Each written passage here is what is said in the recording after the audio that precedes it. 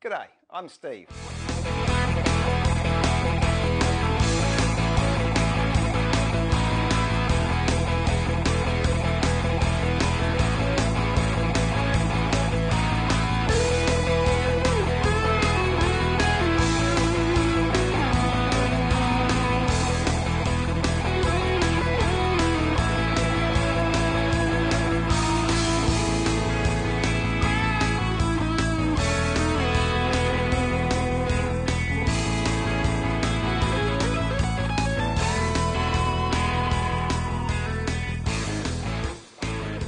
G'day, Steve here, Woodworking Masterclass. Now I've done a couple of DIY projects on what to do with leftover decking, and here's just one more, a simple idea to use up some of the offcuts to make something that's beautiful and useful and easy to do. And it's a barbecue table, a little side table to put next to the barbecue, and this one is out of spotted gum. And before we start, for those of you that haven't seen the other projects, we've got to make a very simple jig to start with so we can line all our screw holes up. All you need is 4 bits of scrap. Put a piece either side. That's the material that I'm using. I've got to screw this onto here so it's square. The screws I'm using are 8 gauge, 35mm, and the clearance hole for that is 11/64.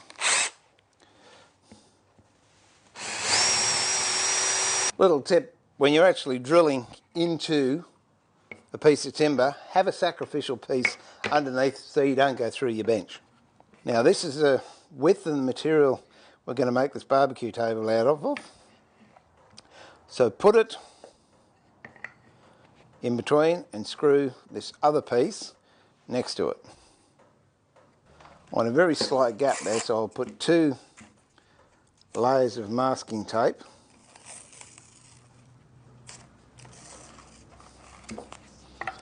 On the end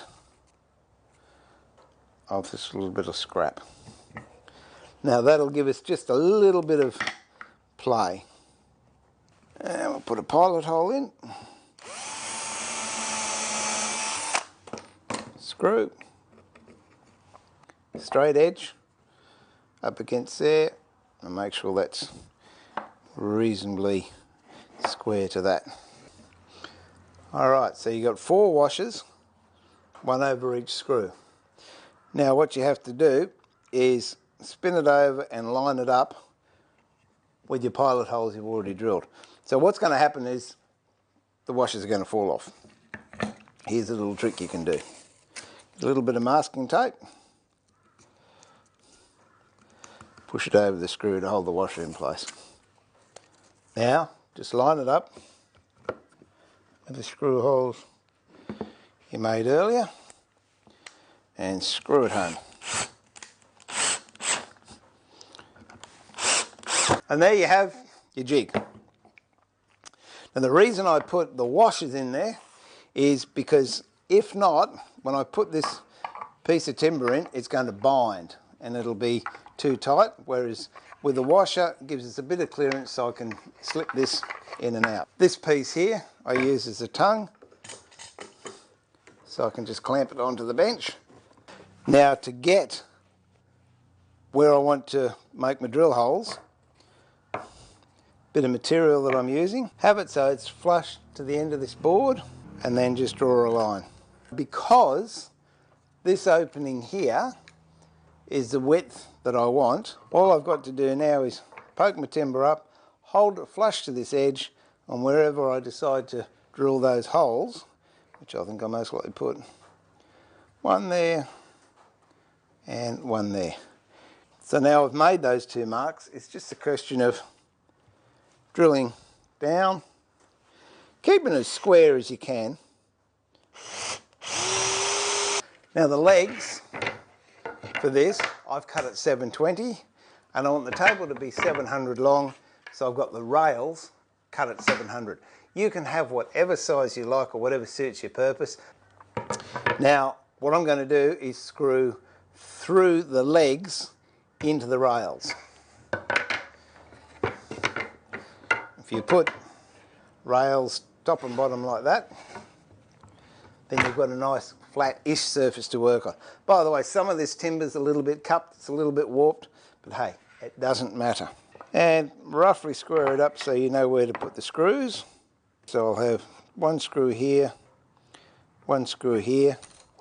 Remember, when you're screwing through, have a sacrificial piece of wood underneath so it doesn't go through to your bench.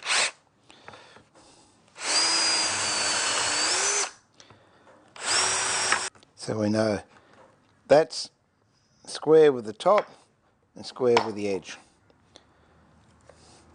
Pilot drill. And I'm not going all the way through on that, I'm only going down a little way. Next, proper drill in, proper screw in. But we actually have moved when I screwed that in. So now it's just a question of pulling the leg over, making sure we're square on the side, square on the top.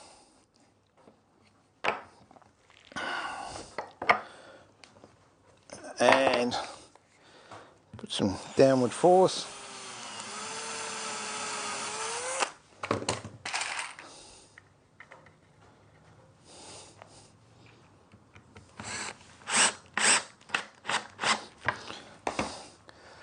That's one leg on one rail. Do the same to the other side. Now work out how far you want the second shelf down from the top. And that's just personal choice.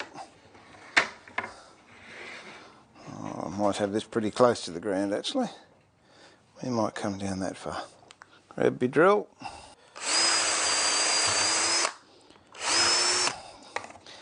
I didn't use the sacrificial block that time I went into the rail, but I made sure that I didn't actually drill into it. Pilot hole. Another screw.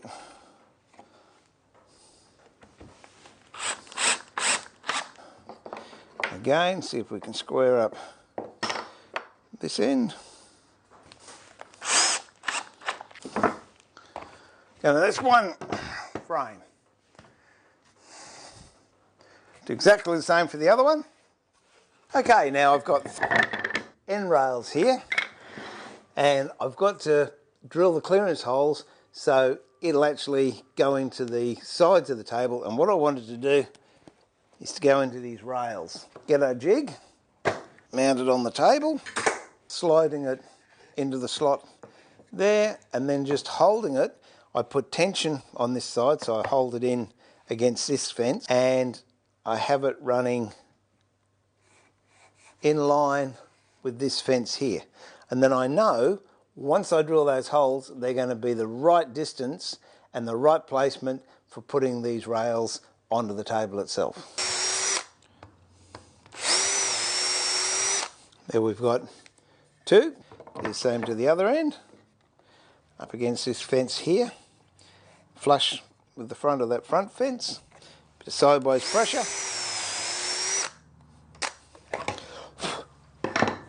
Just do the same to the rest of them. And the lucky last. You can see how such a very simple little construction can save you so much time. And you don't have to be super accurate with it for it to do its job. Next, get one of the sides. In this case, I'll put this in the vise. Now, how I want this is square to the top and square down the sides. Pop a pilot hole in. Grab a screw. Just make sure again it's nice and square to the top.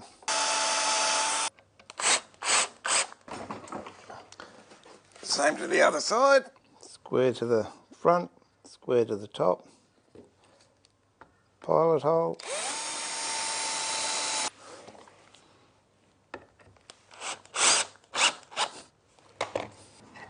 Do the same to the bottom. Do the same to the other side. Now it's the case of popping this inside that frame and drilling this side onto this part of the frame. I'm going to do it on the floor because I can't reach that high. There we have the frame. Now, what I want to do is put a shelf on the bottom and then one along the top.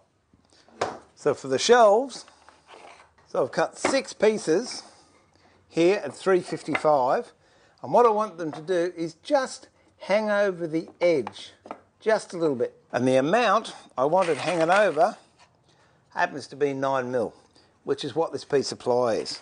Now how I can get those screw holes to line up with where I want them, let's get our jig again.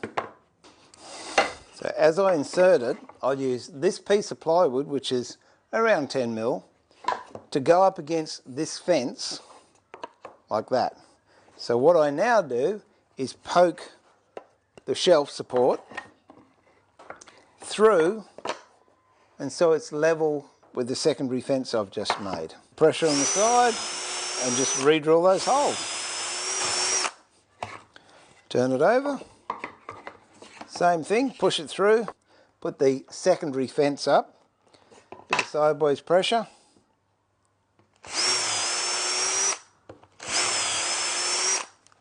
And it's done. 4 holes, drilled the right width that I want in from those bottom rails. I'll just do the rest of these, then we'll put them together. There's our bottom shelf. Then it's a question of picking the nicest face, and that's something that you can work out for yourself. That looks pretty good. Now to get it equal, I use this piece of plywood up against the edge of the shelves, pilot hole, grab the screwdriver, first one's in. I actually work from the outside in.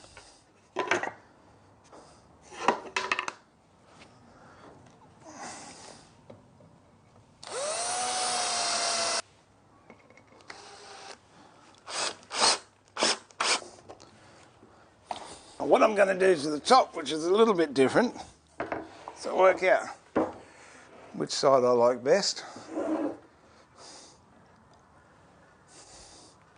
I think I like this side of the front.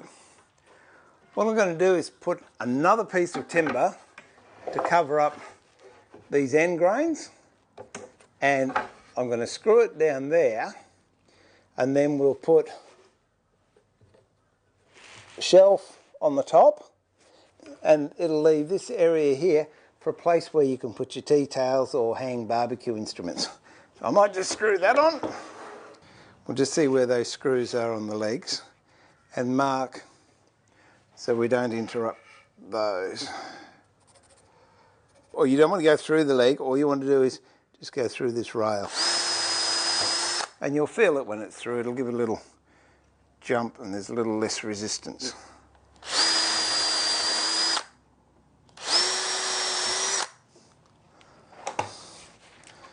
Again, as we've done before, one pilot hole.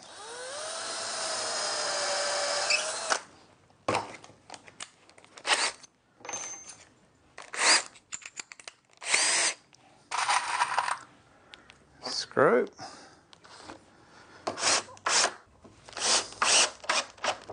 And as you can see, we haven't used any other tools except for cordless drill with a screwdriver bit, an 11/16 drill bit and a 3/32 drill bit. Obviously you'll need a saw of some sort to dock these to length, but if you've done a veranda, obviously you've got that saw at hand. Okay, now as you can see, we've got to put the top on here. It's a very neat little storage area just to thread stuff through. So the bits at the top that cover up the end of the leg back to here will be the same width as this end piece, which is 350. So we'll need two at 350, and then whatever number it takes to fill up the top cavity with the same size as this, which was 355. I'll just dock those up and then I'll be back. We'll drill the holes and then we'll fit it. Okay, now I've cut the bits for the top, and what I've done is got 2 bits at 350.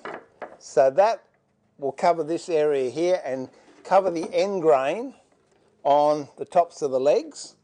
And then the other ones I cut at 355, so they will actually be level here and also be level with the back of the leg. I've now got 6 bits for the top and 2 end bits.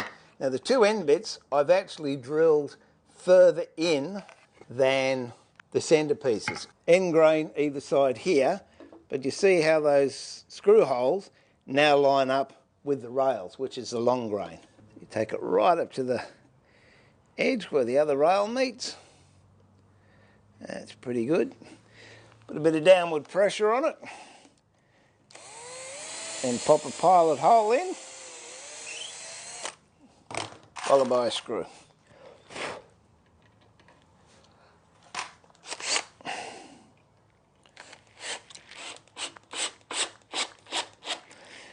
Okay, make sure it's nice and even all the way across.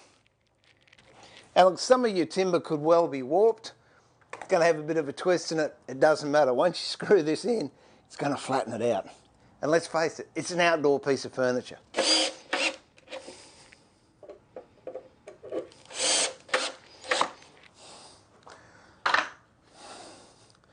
And there you have one finished barbecue table, complete with utensil holder on the front, storage underneath, and a very nice piece of furniture to boot. Now you can sand it off if you like with a cork block, but I'm actually going to use an electric sander or cordless sander because these splinters really are horrendous and I want to get it done quickly.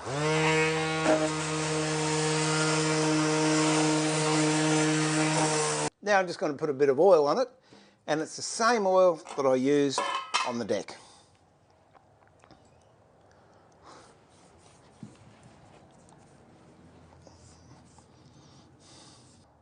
And there you have it. A solid barbecue table you can start using as soon as it's dry. And you'll notice I didn't put anything down on the bench when I did it. The reason for that is a job I've been meaning to do for ages. Give my bench a nice oil.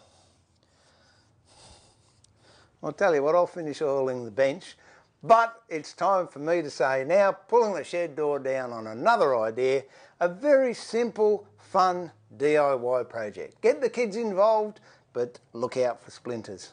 So this is Steve saying, remember to keep it sharp, but more importantly, keep it safe and enjoy your woodwork, and I'll see you next time. Bye for now.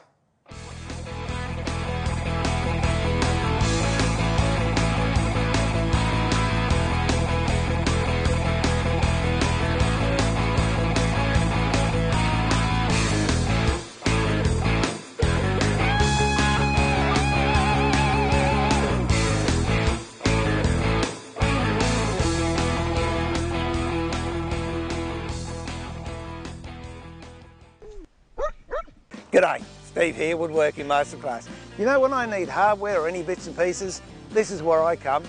Masters Parkinson, near Browns Plains in Queensland. But with almost 60 stores nearly Australia wide, there's bound to be one near you. So why don't you do as I do, go to Masters for your hardware. And if you see me in the Parkinson store, say g'day.